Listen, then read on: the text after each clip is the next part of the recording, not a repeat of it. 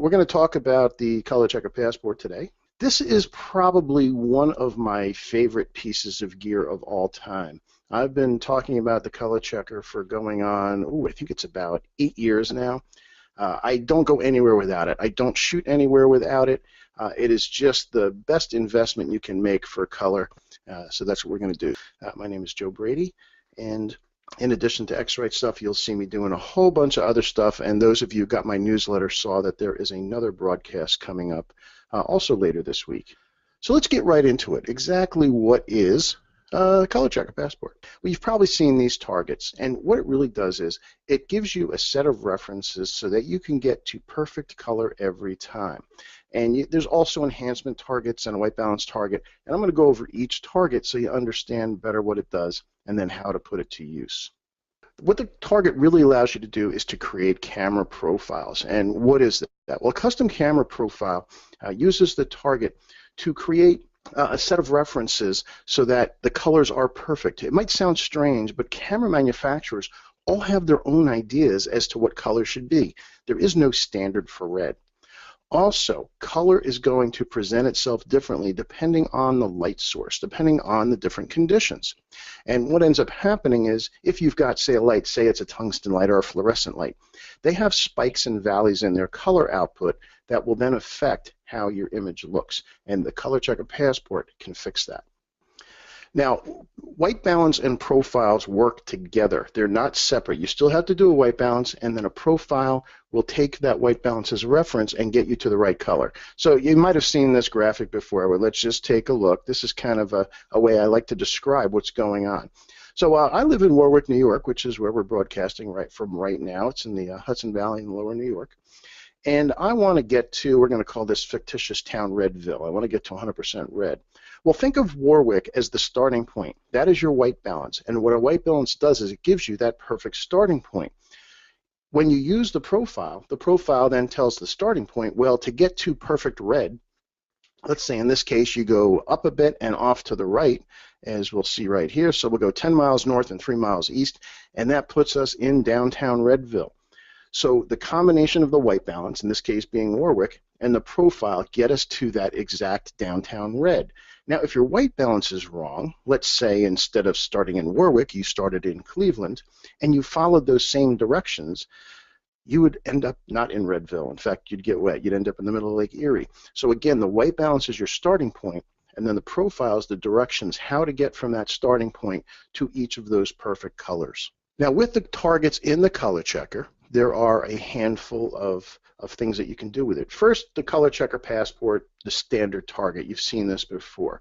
And what they do is give you a set of references. And if you take a look at the target, you can see, well, even though this one's upside down, you can see it's got red, green, blue, CMYK, and a whole bunch of other colors that exist in nature, skin tones, plant colors, that type of thing.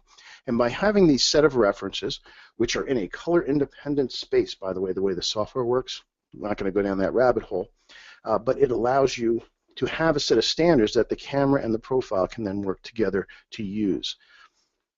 Now, the software allows you to create a profile that is specific to your camera. You can even take it as far as the lens. I haven't personally seen enough of a difference to do that, but some people do. And also under lighting conditions. And as we get into the software, we'll talk about what lighting conditions you might want to have profiles for.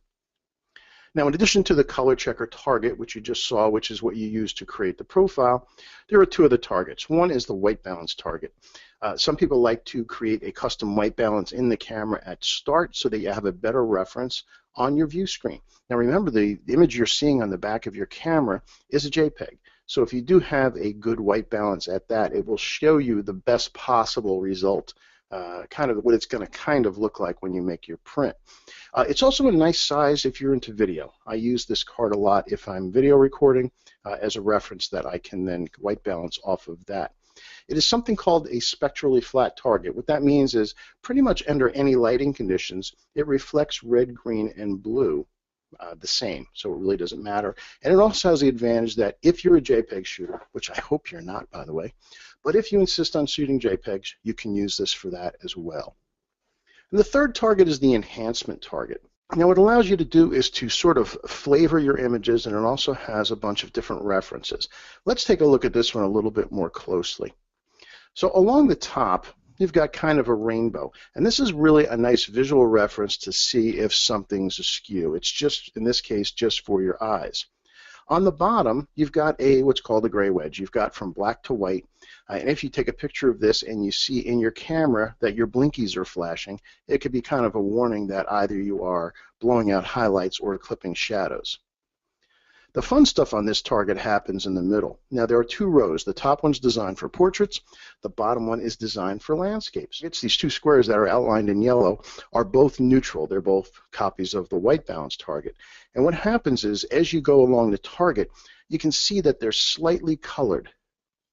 So in this case, these are warming targets. And you might notice as you move from left to right on the top row that it gets very slightly cyan blue. If you white balance off of a cool color, it has the opposite effect. It actually warms up the image. This is handy for skin tones, and we'll see this in action in a bit. These are the cooling colors. You can see they're very slightly magenta, slightly pink. If you white balance off of these, it's going to have the opposite effect again on your image. Your blues and greens will get a little bit more intense, and we'll see this put to use when we get into software. Now, before you ask, because this always comes up, can I use the color checker with blah blah software? It is designed to use systems that work in DNG, and this is the Adobe suite. So if you are still using Aperture or Capture One or DxO or something like that, those softwares do not support DNG profiles. Unfortunately, right now it's got to be in the Adobe suite. So it's Lightroom, Photoshop, Elements, anything that uses Adobe Camera Raw. And we're going to start in Lightroom. I like to start in Lightroom because it's a very easy way to work. It's a plug-in system, and when you install the software, it just makes it easy to use. By the way, if you create a custom camera profile in Lightroom, Adobe Camera Raw and Photoshop see it, and vice versa, and we'll go through both possible processes. So, how difficult is it to create a custom camera profile? It's ridiculously easy. When you download the software or load the software in for the passport, you will get a plugin in Lightroom and a standalone app that you would use for Adobe Camera Raw, which I'll show you in a minute. So after you've got the software installed, all you need to do is simply take a picture of the color checker target. Now here I've got my friend Tristan holding the target, and we can see the color checker down below and the enhancement target up top. Now this is optional. The one that's actually going to create the profile is this one down here. And here's how you create a profile. You ready for this?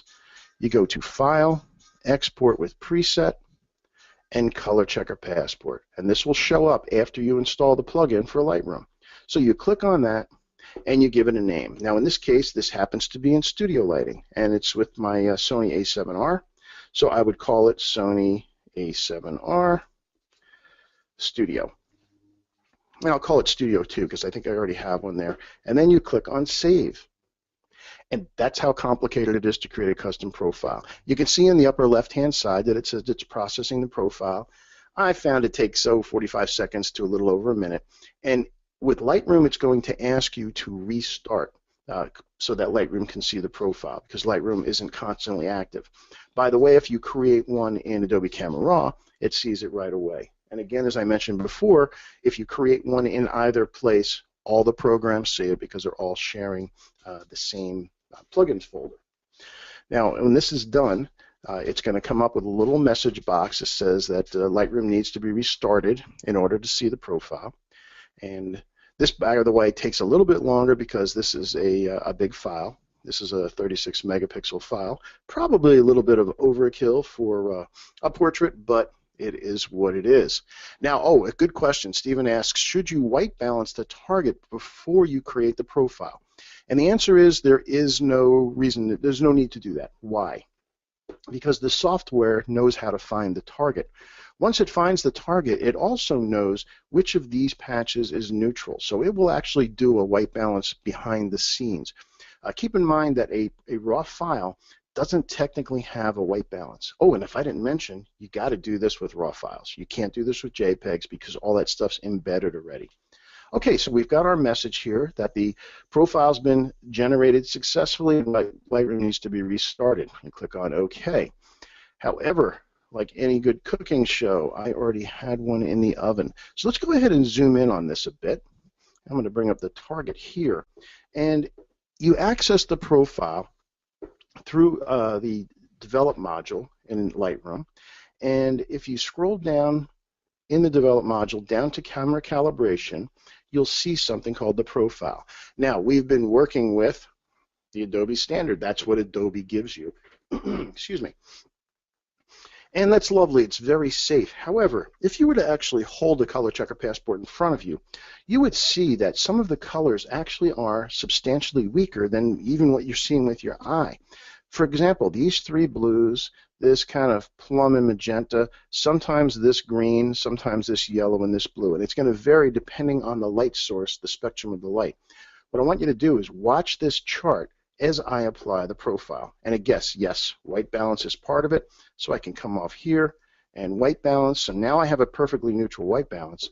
Now let's go ahead and apply the profile. And I had already done one here. Here it says A7R Studio. Watch those patches I just pointed out. And watch, did you see all those colors snap into place? This row here in particular, I'm going to turn it off just so you can see that again. So here's the Adobe standard. And the entire image is changing, but in particular, this green, this orange, are all changing fairly violently. One more time. So there's a big difference. Now, of course, we don't spend our day photographing targets. So how can we put this to use? Well, again, here's our friend Tristan. Let me just back off to fit her into the window here. And yes, she does have purple hair, and purple is one of those colors that's in the blue family that the Adobe standard does really cost us a lot. So let's go ahead and zoom in again a bit on her. Now watch her hair. Here she is with the Adobe standard. Watch what happens when we apply our studio profile. Did you see that? You see how much deeper that purple gets? Now that's what she looked like, not this washed out thing that we got from the Adobe standard. And this is really important because now I know I've got a perfect starting point from here. Yes, color editing is somewhat subjective and you can make changes how you like. But by creating a profile and having a white balance for the scene, you're at that perfect starting point. Now I had mentioned the warming patches. Maybe you want to have the skin a little bit warmer. In this case, I think she looks great, but I'm going to go ahead and create a virtual copy of this because I want to have two copies. And then I'm going to go back to the target. And I'm going to back off on the zoom. And now I'm going to come up and I'm going to white balance off of here. I'm going to white balance off of the warming targets, and again, this one's neutral, and you can see they get slightly more blue cyan as you go from left to right. So I'm going to get the white balancer out, and I'm going to choose 2 in. So I'm going to click on here and say, this is what I want to white balance off of. And did you see everything behind? Let me zoom out again. Let me click a neutral. So as I come in here, watch what happens to the skin tones. You can see how everything gets warmer. So what I'm going to do is apply this to one of these portraits copies that I just made. So I'm going to select this one, and then I'm going to click Synchronize. And what I want to sync is the white balance, and for some reason Adobe keeps putting this process version thing in there, wish it went away, and the calibration, which is the profile. Then I click Synchronize, and it applies all of those settings to that image. So now if I click on here, let me get rid of this a second. I'm going to click on this one, and I'm going to hit C to compare. And let's get rid of the tabs so we can see a little better. And you can see the difference here. Here's the original. Here is that same one with using that warming patch. And you may decide you like this a little better or somewhere in between.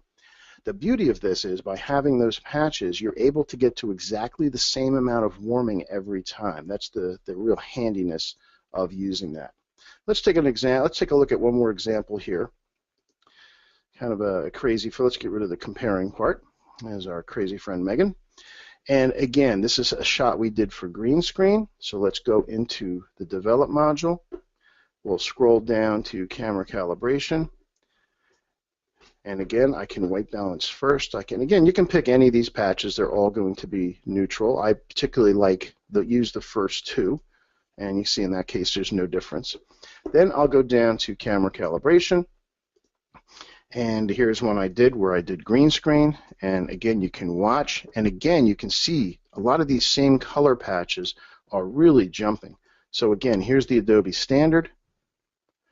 And you can see, in this case, actually, this kind of flesh-toned patch light flesh tone patch is changing as well, as long as these blues. So if you look up in here, you'll see as we apply the profile that those colors change. In fact, this brown is having a little bit of a shift as well.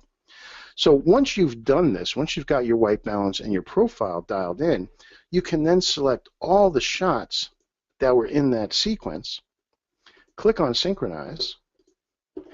You want to choose white balance, the process version, and calibration. Click Sync, and all of your images now have the most perfect white balance and color response possible. Yes, again, you can make your subjective editing decisions to override this, and that's the part of the creativity part of it. But now you've got a perfect starting point, even if your color was completely messed up. For example, let me go back to here. Let's say, for example, you had the wrong white balance set on your camera. As long as you're in RAW, even if you had something horrendous happen like this, like say this would happen if you had tungsten and you were shooting at sunset, you might get something like this. The beauty of RAW is that I can always come back, get my white balance, and then apply my camera calibration so that I have that perfect starting point. So what we did with Megan in this one, in the green screen, once we had our perfect calibration, then we were able to composite her into our new backgrounds. And again, when you see that first thing flash up, that's a raw file with nothing applied to it. Then the profile gets applied. And we took this one and put her in here. So that's wonderful. So that's how we deal with portraits in Lightroom. Now the other thing is landscapes. So how do we do that? Landscape, it's also very easy. You actually what I do is I simply hold it out in front of me. Now if you've got a long lens with you, you're probably going to have to either enlist someone else to hold it for you or put it down somewhere and then back up and take the shot. So again, this is actually out in Snow Canyon in Utah, and I once again would take the shot of the target. Doesn't matter if it's skewed or rotated a little bit. No. Also, how big does the target need to be in the frame? This is a good size. We probably don't want to go too much smaller than this. I think I have an example of one. This one right here. I wouldn't go smaller than this in the target, but this will still work. But I like to have more. It just makes it easier. So I've got my target here. Once again, just to go through the process, File, Export with Preset, ColorChecker Passport, give it a name. Again, we did that. So right after this happened, a storm was clearing by. Let me get rid of the left panel so we have a little more screen real estate. We'll get Lightroom to finish drawing it. There we go. Now this is the generic Adobe standard again, and it's lacking some color. In this case, even some of the sandstone kind of orange-brown is a little bit diminished. And also, as the storm was moving along, the sky back here had kind of gone that gray-blue. And in this case, it actually went way too neutral. Just the act of applying the profile that we created for this place will bring the colors back. So let's go ahead and apply that. And I actually created one called Snow Canyon. And look at the difference between that and the standard. And again, just by having that, we have great color to start. So just to show you full screen, there's the before, and there's the after. You can see the greens pop more. We've got a little more saturation out of that orange color. And now the sky has got kind of that blue-gray roiling that was going on as this storm was passing. Oh, okay, a couple of questions. So somebody said, how can you use this profile when importing photos directly into Lightroom? You can do that. I didn't mean this to be a Lightroom lesson, but you actually would create a preset using this. So for example, if I had this image, let me come over to here, I would click on create a new preset, and I'll call it landscape. Choose the white balance, the process version, and the calibration here, and click on create. Excuse me. And then as you do your import, you can choose, please apply this preset during the import. That would allow you to do it. Also, someone asked, how am I getting to the white balance tool so quickly? One thing about softwares is learning the shortcuts really does speed things up. And on a Mac and a PC, it doesn't matter. You literally just type the W key, and it gives you your white balance picker. So that's something, that's a handy thing that you really want to do. Dan asks, can you apply the white balance after the profile has been applied? And the answer to that is yes. Remember, this is a raw file. And a raw file, when you're working in Lightroom, everything stays raw until you export the file. So if I apply the white balance first or the profile, in this case, it's not going to matter, because in the way Lightroom works, it's just a set of instructions. Do this when you export the file. So the order that it does it that really doesn't matter. Someone asked about, do these profiles affect what your printer is going to print? And the answer is absolutely. And now there's 3 parts to the whole profiling world, and 2 of them we're not going to get into today. First of all, there's an assumption made that before you do any of this, if you're going to be working on something where you're going to do very color critical work, you've got to calibrate your monitor. We'll be doing a program on that soon. The camera profiles ensure great color when you're doing your editing, but if you're going to make your own personal subjective decisions, then you're going to have to make sure your monitor's calibrated. The third part of that, after the monitor calibration and the custom camera profile, is the printer profile, having a good profile for your printer-paper combination. Again, we will do that soon. Craig asked a very good question about dealing landscapes. In fact, as I'm answering that, I'm just going to come over and pick something else out and just show you again what happens as we apply the profile. Does the latitude and time of year affect whether it's sunny or cloudy, etc.? And the answer to that is yes, it does. Now, one profile, having one custom profile for your camera is going to be so much better than just using the Adobe standard. But how many profiles do you really want to have? Now, if you look under my profile list, you can see I have a bunch of them here. These, by the way, are the camera styles that your camera provides. I would steer clear of these. I hate these, so I don't even use them. But these are profiles for different places. So you can see I've got daylight, I've got the studio lights, I have fill flash. If I happen to be working under some kind of mixed lighting conditions, I'll create it for that too. I do take it one step further. When I'm dealing with the desert Southwest, which I frequent a lot, I do have a profile for out there. As you can see, I've got one for Snow Canyon, I've got Zion and Bryce. The reason for that is the skies there, to us Easterners, look unnaturally blue. The reason for that is there's much less water in the atmosphere. And for you underwater photographers, you know that the first color you lose as you go underwater is red. Well, the same thing happens here in the East.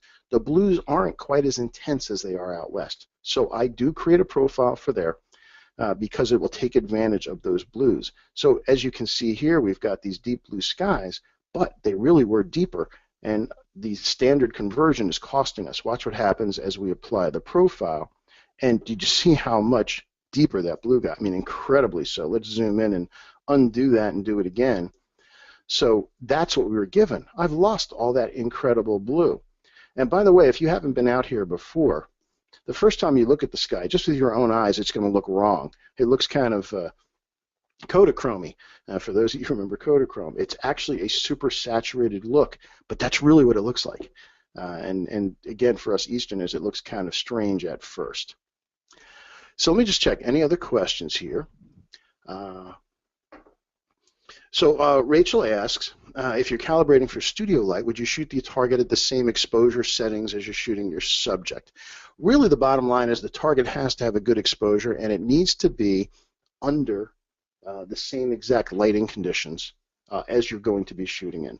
So if you're dealing with fill flash, you need to make sure that the target's going to be where the person is, because that's going to affect the percentage of flash to ambient light.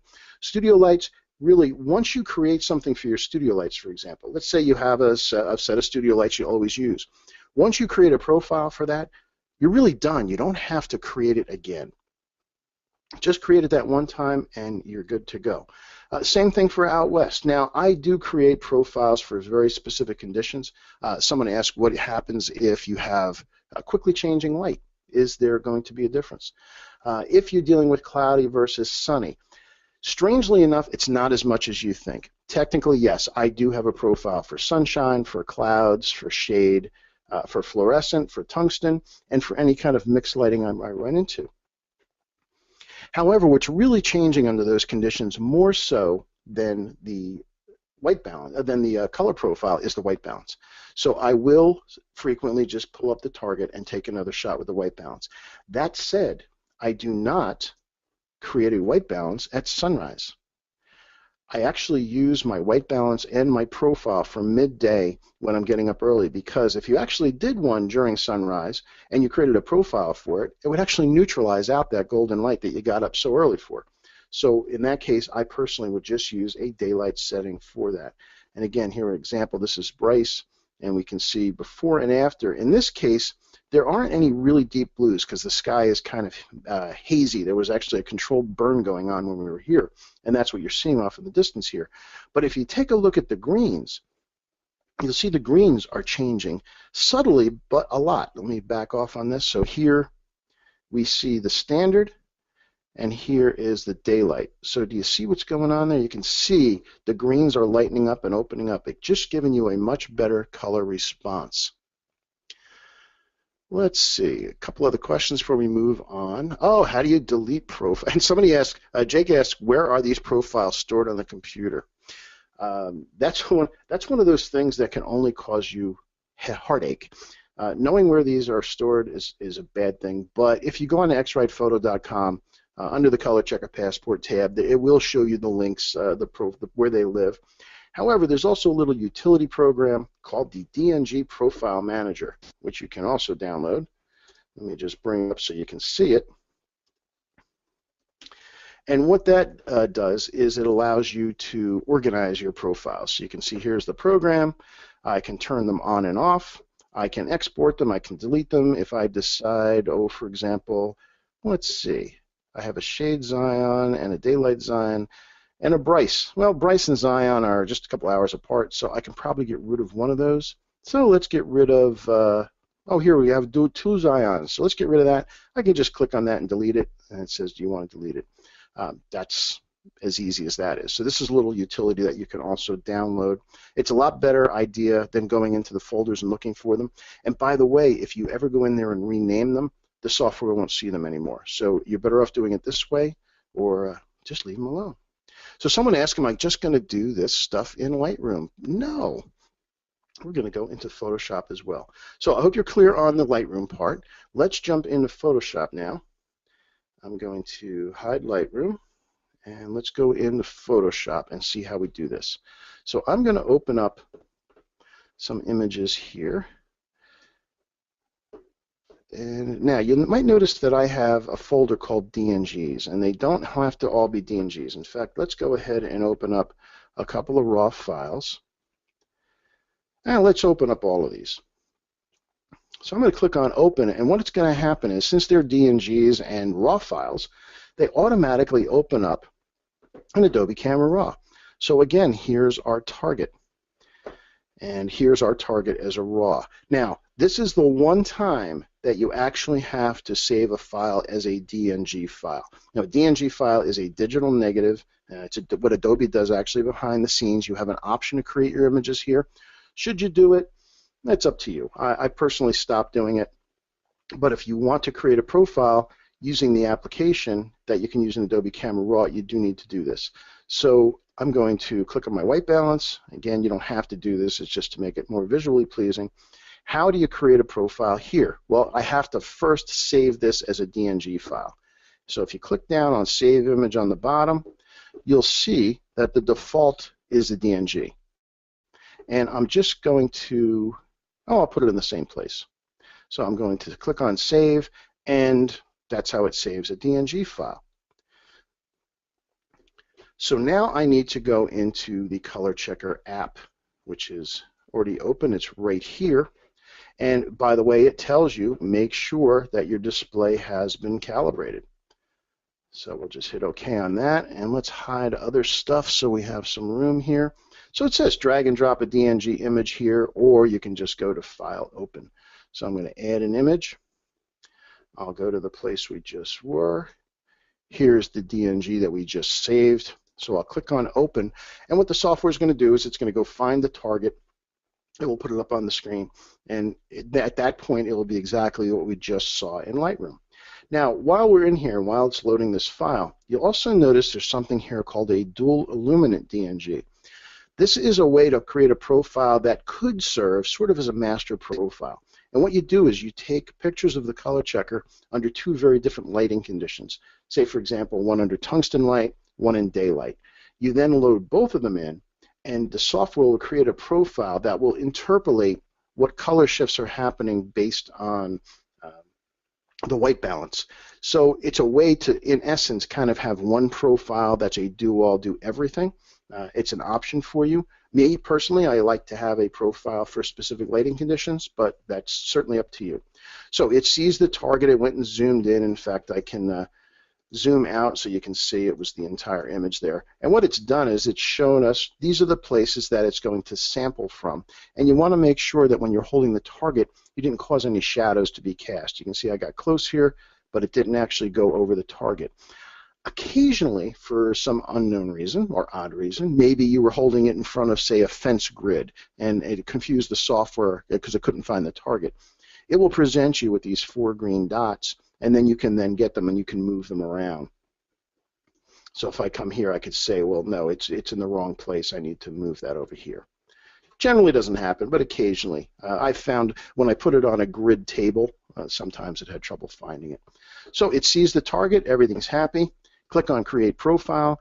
We get the same exact message. In this case, it's just it picked up the name of the camera from the metadata. And yeah, there you go. On a Mac, there's where the profiles get stored. It's actually, well, that's all I'm going to tell you.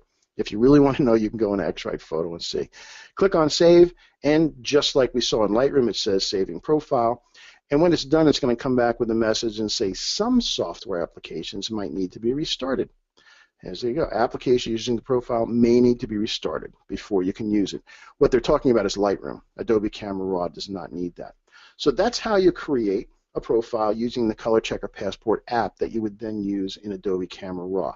Just so you can see the dual illuminant, here it asks you to install, to just drag or open up both different color temperature shots of the target, and then it will create a profile.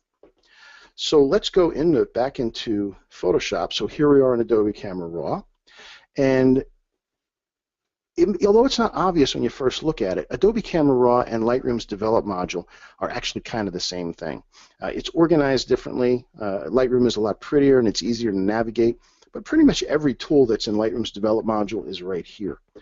And if you go under White Balance, you see we've got Custom. I can come up to the White Balance picker and say that's what I want my white balance to be.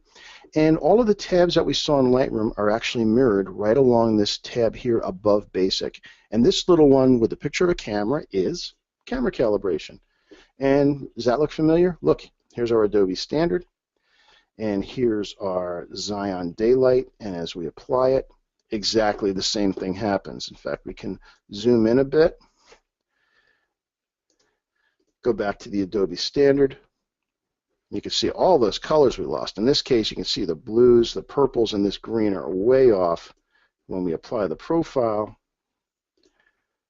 we get all our colors back. In this case, even this red. And red is usually a color that isn't diminished too much. In this case, it's actually pretty diminished. Take one more look at that red as we go to the Standard.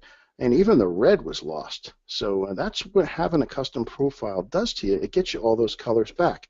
You can then, just like we did in Lightroom, apply the profile to all the images that were shot under those conditions. So once we have all this done, then it's going to open up in Photoshop. Now the difference between Lightroom and Photoshop is once you open it in Photoshop, it's no longer a raw file. That's the difference.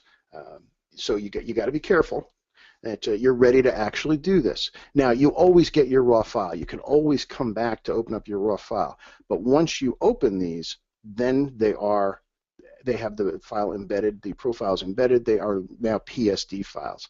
In Lightroom, you're always working on the raw file. You can always go back and change the white balance. The difference is that it doesn't actually embed any of that information until you actually export the file. A couple people asked, here's a good question, a couple of people asked about polarizing filters, and I did a test, so I actually know what happens. The question about a polarizer, is it going to affect the profile? And what my experience has shown is that actually no, it does not. Now this is assuming you have a decent polarizer. If you got some $7 polarizer somewhere, then all bets are off. But if you have even a half decent polarizer, something you paid 25 bucks or so for, what you want to make sure is that the red, green, and blue light are being transmitted the same through this polarizer, and my experience has been is that they do. I even had a relatively inexpensive, about a $40 10-stop neutral density filter, took a shot with and without it, created a profile with both, and the profiles were identical. Let's see. Russell asked, can these DNG profiles be saved or exported as ICC profiles? Unfortunately not. Their DNG profile is a different way of doing things. ICC has different protocols, and that's really the limitation. You've got to work in the Adobe suite, which works behind the scenes in DNG. It's been a battle for years, but Adobe's trying to get everybody to switch over to DNG, and none of the camera manufacturers want anything to do with it. So we're at a stalemate right now, but Adobe still does use DNG behind the scenes. So Jack says, so you don't need a separate profile for each location? That is correct. I do have an East Coast profile versus a Desert Southwest profile, but that's really about it. Gordon also asked, this is a good question, Gordon. Do I always use Prophoto RGB? As you can see down here, this is the conversion protocol. So when I open the file, this says, what is it going to be in color space? And the answer is yes. I stay in Prophoto RGB until I'm going to export, for a couple of reasons. One, I'm constantly bouncing back and forth between Lightroom and Photoshop, and Lightroom does work in Prophoto RGB. Let's jump back over to Lightroom for a sec. Lightroom is always in Prophoto RGB. It's actually a variation on it, but close enough. Prophoto RGB is the biggest color space, so it's pretty much the entire visible light spectrum and then some. I prefer to do my edits in this. Now, when I export a file, chances are it's going to end up as a JPEG. If I'm sending it out to the lab, an sRGB JPEG is what my lab wants.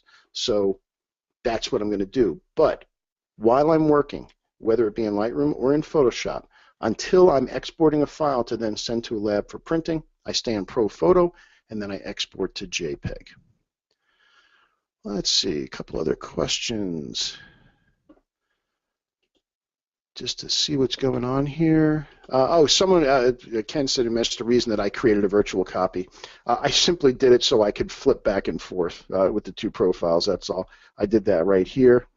Virtual copy, by the way, for those of you that are new to Lightroom, it just allows you to have different effects on the same image. The reason it's a virtual copy is you haven't actually copied anything, you created another thumbnail.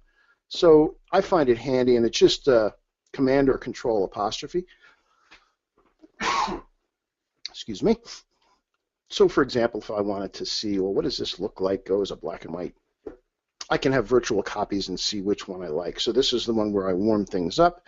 There's the original. There's a black and white. It's just kind of a handy thing to have.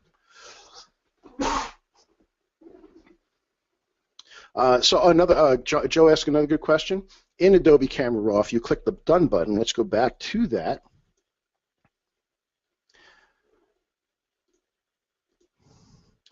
Let's go back. Let me open up another raw file again. Just pick something random here. Yeah, that's fine. So if I go in here and I hit Done rather than Open Image, so I've got my profile here. Let's again click on Camera Calibration. I change it to Zion Daylight, and I get all my intense blues back.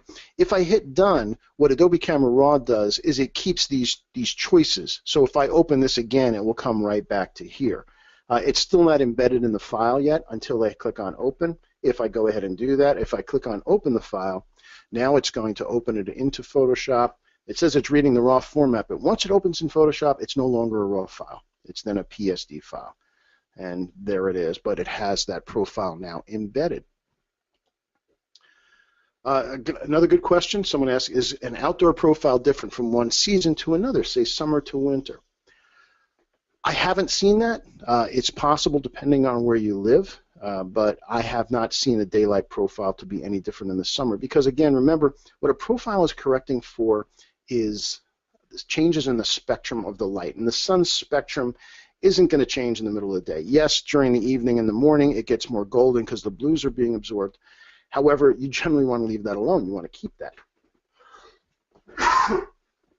Oh dear, I'm sorry for this little cough I've got. Oh, one other thing I wanted to show you that is also affected here. And let me go back to this snow canyon shot of it.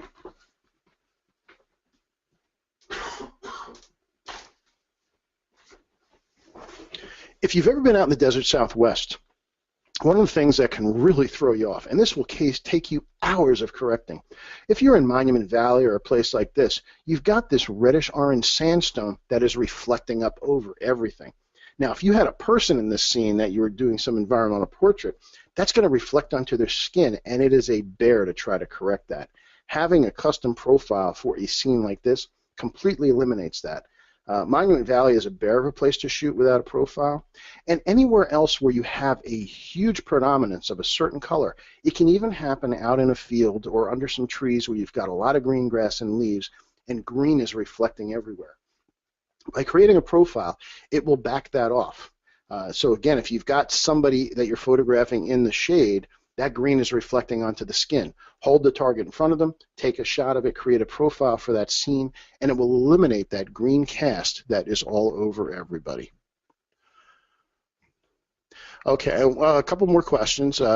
Jim Metz asks, once the PSD file is opened in Photoshop, can a different profile be used? And the answer is no, not on that file. What you would have to do is go back into Adobe Camera Raw, get your raw file again, and apply a different profile. Once you open it up in Photoshop, then you're done. Now, so another question, again, let me make this clear. And Larry asks, if you work in Adobe Raw, should you have a raw file to work on and a duplicate to keep in another folder? And the answer to that is no, there is no reason to do that. Why? Because a raw file actually cannot be edited. Every time you do something to a raw file, the thing is it's going to be converted to something else. A raw file is inviolate. So for example, this raw file, and you can see I've got copy 1, copy 3 of this same scene that I've applied the profile to. If I export this file, even as a raw, it's still not applying the profile into the raw. It just has a listing that says, well, when you display the raw, please use this profile, but you can always go back. You can always make changes. When you export a file or open it in Photoshop, it's making a copy. It's creating something else. You always have your raw file available to you, and there's nothing you can actually do to the file. And just a couple more questions, because we're just about out of time. Al asks, if I work in Prophoto RGB, when I print in sRGB, do I compensate for the loss of color and density? And the answer to that is yes, and stay tuned because we're going to be doing a program on that, how to go through the soft proofing process and printer profiling so that you can compensate for those kinds of changes.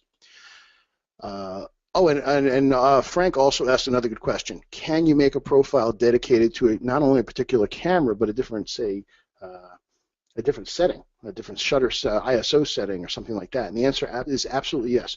First of all, every profile is tied to the camera. So you can see here I've got all my Sony A7R profiles. However, if I go over to a shot that was done with a different camera, which I believe this one was. Let's see, let me bring it up. Actually, no. Let's see, I know I got one here somewhere that I shot with a different camera. And I think this might be it. Let's see. Nope. I know they're in here somewhere. The profiles are specific to the camera. It actually reads the metadata inside the camera and will not allow you to, here we go. So here's one that was, again, shot in the same location, but a different camera. So now you can see when I choose the profiles, only the profiles for that camera show up. So here we have, this is shot with the Sony a6000. So only profiles that are created with the camera can be applied to shots shot with that camera. So if I have a profile for the a6000, I can't apply it to shots taken with the a7 or any other camera. So it's got to be specific to the camera. So yes, you do need to have profiles for your cameras.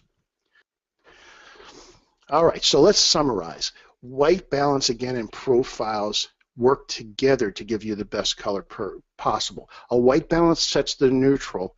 A profile gives the neutral directions on how to get to all the other colors. And that will eliminate any problems if you've got mixed lighting. Oh, by the way, if any of you are wedding photographers and you have multiple shooters, if you create a profile for the lighting conditions there, and if, say, you're shooting a Sony and someone else shooting a Canon and someone else is shooting a Nikon, if you create a profile for each of the cameras under those conditions, guess what? They'll all match. They will all have the same reference to work on, so they all go to the same red, green, and blue.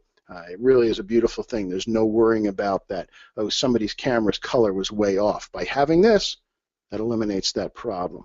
And also, as I mentioned, if you've got a situation with severe color reflections, like the desert Southwest in the sand, or if you've got a lot of green reflecting up, it will correct for that as well. So guys, thank you for all the great questions. I tried to get to as many as possible. If you want some more information and you want to keep track of other new webinars that are coming up, visit xritephoto.com. There's all kinds of cool stuff there. You can also download the latest drivers. So if you have a Passport or if you've got a Color Monkey display or something like that, make sure you're using the latest driver for your operating system. If you want to keep track on what I'm up to, visit my website. There it is, joebradyphotography.com, and you can see what I'm up to. So until next time, that's it for today. Thanks for watching. Thanks for spending time with us. Get out there, enjoy the beautiful weather, and keep shooting. Bye-bye.